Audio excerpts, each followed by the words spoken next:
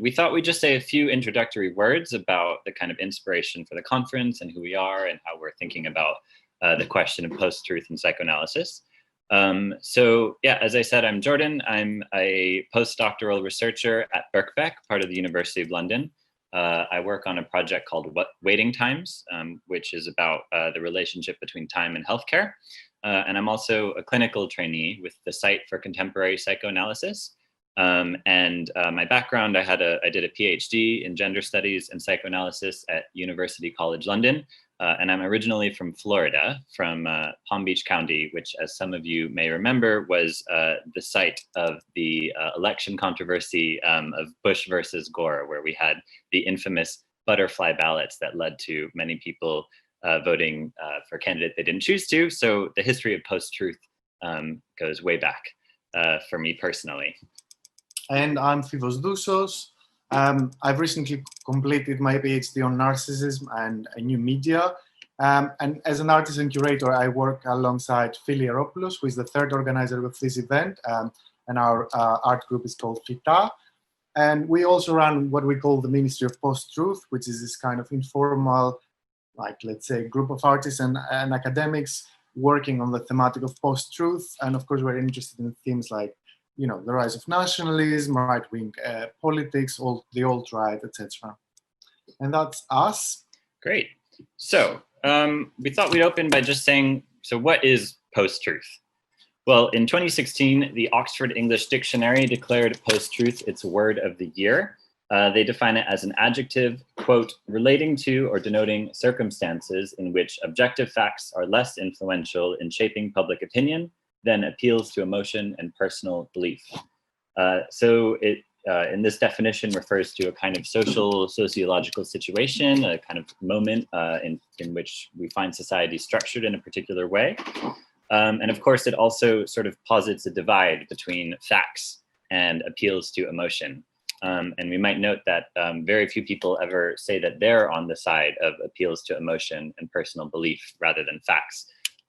Typically, everyone claims they're on the side of facts. And so there's a kind of power struggle at the heart of the term. Well, except for us, we might not always be on the side of facts. Other entries that they considered for their word of the year included woke, alt-right, and hygge, the Danish term referring to coziness. The word post-truth massively increased in popularity in 2016. We have a little chart just showing how popular post-truth became. See, statistical evidence. We always have statistical evidence to back up our claims today. And of course, it is associated with the Brexit vote in the UK, as well as the election of Trump. Another kind of term that circulated around this time was alternative facts. As some of you may remember, the US counselor to the president, Kellyanne Conway, when she was defending Press Secretary Sean Spicer about his false claim about the number of people who attended Donald Trump's inauguration, claimed that the White House possessed alternative facts. So just to say, as a kind of one kind of additional framing point, is this term post-truth, we typically hear it kind of talked about as a problem among quite sort of mainstream, you could say centrist establishment institutions, the mainstream media, kind of centrist politicians, people with blue check marks on Twitter. And so we'll talk a little bit more about how we might differentiate ourselves between that way of talking about it in a bit. So why post-truth? Like, why taking that as a starting point? Because, you know, as we all know, misinformation, misinterpretation, and actual lies, outright lies, have been part of public discourse since forever, basically. So what we might identify as a differentiatory point is that today there is some sort of imperviousness of falsehoods to correction through the presentation of facts. And again, that's something to debate today and in the following days of the conference.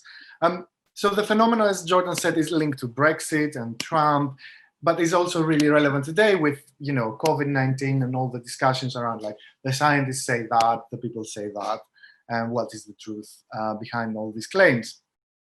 So for us, post-truth is an open space, like, of exploration, and we even invited speakers that might doubt if post-truth is a useful term or if it describes an actual kind of phenomenon as such. Right. So as the next kind of obvious question is why psychoanalysis and post-truth? Now, not necessarily everyone who's going to be speaking at this conference is going to focus on psychoanalysis, but nevertheless, that's the overall kind of concentration.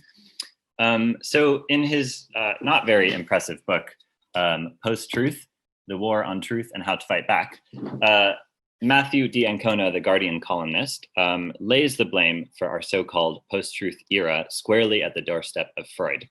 He writes, quote, "In psychoanalysis, claims and counterclaims are assessed pathologically in reference to personal neuroses rather than forensically according to traditional notions of truth and falsehood. The imperative is to treat the patient successfully, not to establish facts. Confined to the consulting room," and this is where he kind of makes his argument, "this was initially a private matter. But the paradigm of therapy has spread far beyond this clinical setting to assume a dominant role in contemporary culture and mores."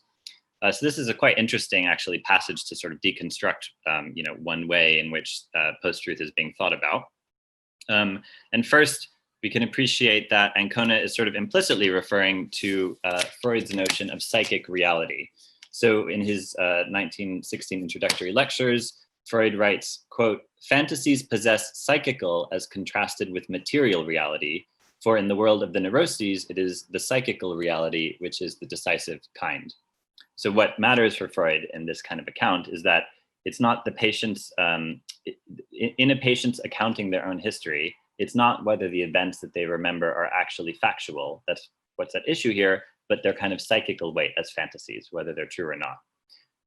So there's been a tremendous amount of debate around this idea because it really touches on questions of the importance of individual testimony and truth. And these kind of seem to be making a return, particularly if we think about debates around Me Too. And so just to give you a little bit of kind of relevant Freudian history, prior to Freud coming up with this idea of psychical reality, some of you may know that for a brief period, he held this idea that the ultimate cause of neuroses were due to what he called a childhood experience of seduction, or what we might now call childhood sexual abuse.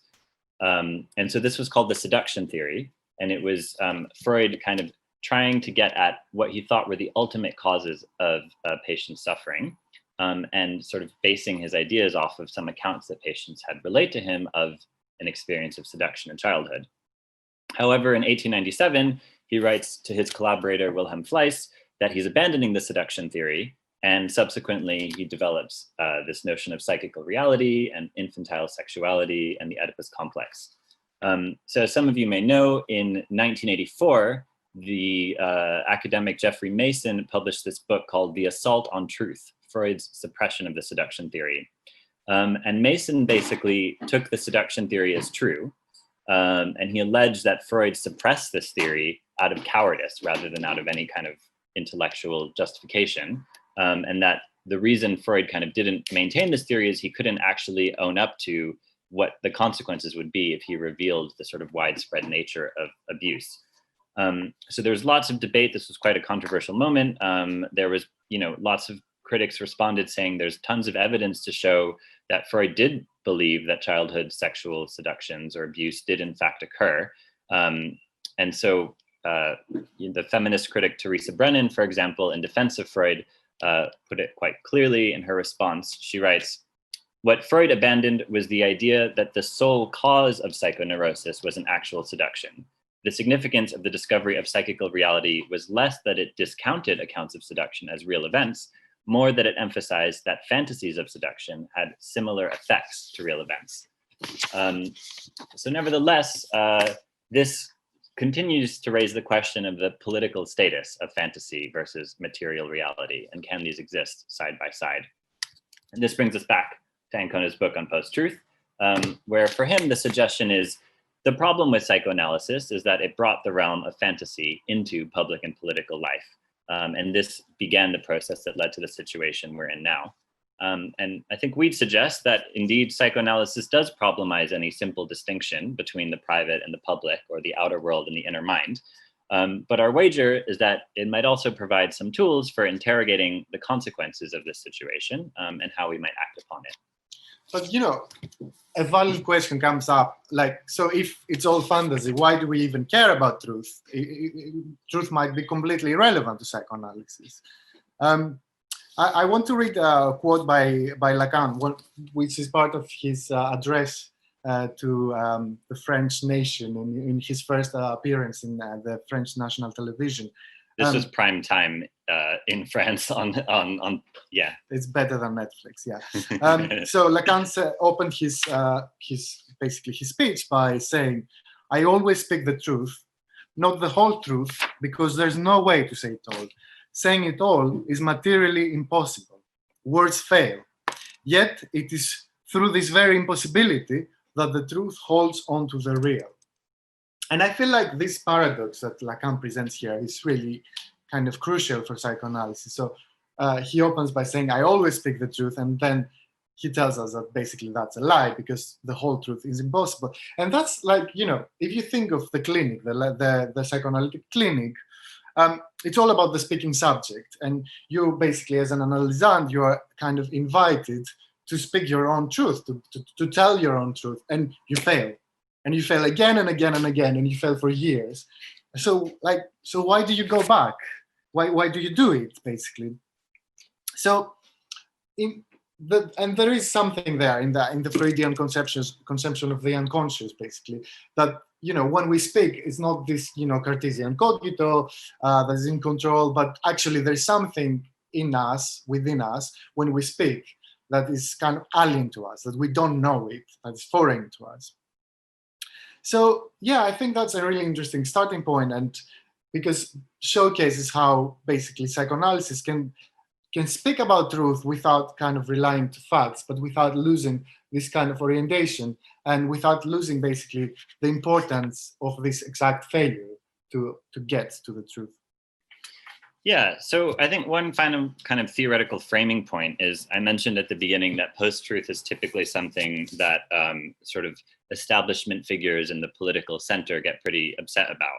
And it raises the question of whether we, in this kind of conference, might differentiate our analysis of the significance of so-called post-truth from that analysis.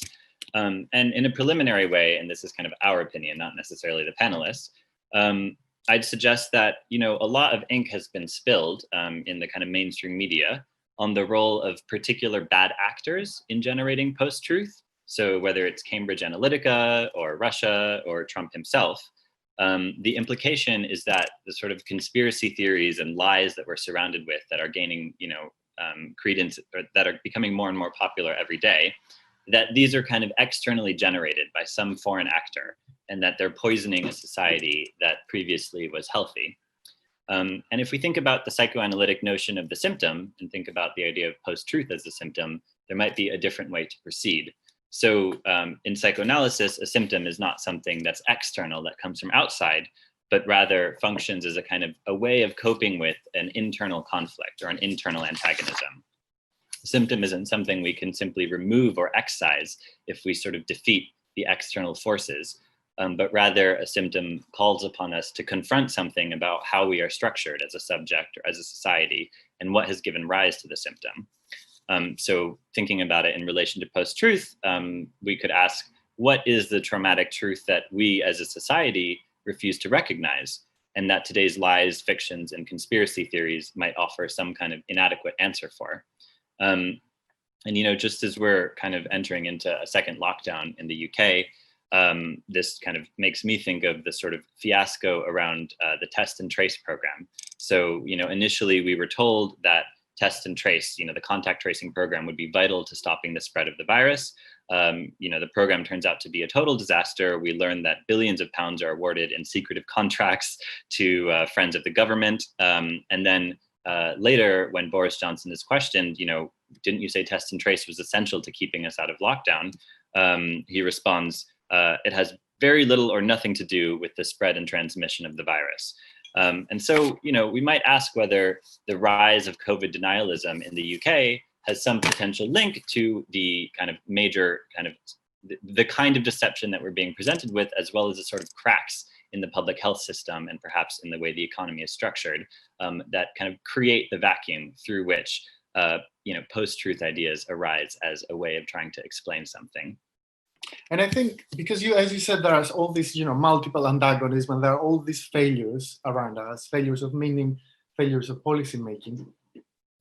one could say, okay, so what is the solution? Everyone, goes and has their own fantasy and their own symptom, and they deal with it in the clinic. But like, obviously, that's not a solution we would be happy with. I think something we've been talking about is like, if we are all alienated, we are all the subjects of the unconscious, and we all carry some part of us that we don't understand. But this part of us is also something that is kind of shaped by, social relationships and interpersonal relationships. And maybe there is a way to kind of collectively deal with this alienation. And that is a long project, obviously, and that doesn't end if Trump loses in the next following days. The election is something that we have to take into consideration as we kind of basically think of our politics of a progressive future and a better future. And also, psychoanalysis, I said earlier, is not about necessarily like finding the hidden truth. And I think one thing that psychoanalysis claims to be about is like dealing with the suffering that failing to grasp the truth brings to the speaking subjects. And I feel like there is a need to collectively deal with our suffering to basically grasp the truth. Which is, I guess, one hope of what we hope will come out of this event.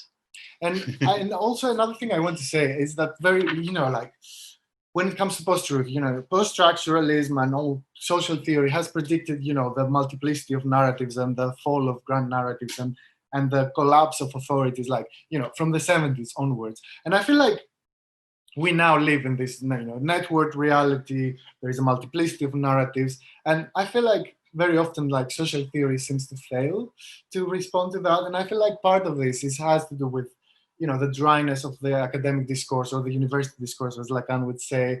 And we tried in this conference to have to bring a little bit of the multimediality and the complexity of post-truth. And that's why we found it really important to have this artistic component and have to showcase how different people respond to this kind of question of post-truth. So please have a look. Yeah, so I mean, just to remind everyone, because some might have entered late, you should have received a link over your email, and we'll post it in the Zoom as well, to a special exhibition of video art that's going to be taking place only this week on Vimeo of artists we've curated content specifically related to the conference. So you'll see a sample of it during the break later on, but you're welcome to please look through the exhibition throughout the week. It's video works and an audio play. Video works and an audio play by Adam Donin. Yeah. So yeah, I think other than that, I think we want to give a big thanks to the Freud Museum, to Stefan and Ivan, who've been fundamental in making this conference come together, to our partner Phil, who's been working with us. Who is the third organizer and who also worked with the artists. A huge thank you to all the speakers who volunteered their time to present, and to all the artists as well. And then of course to all of the attendees for coming to participate.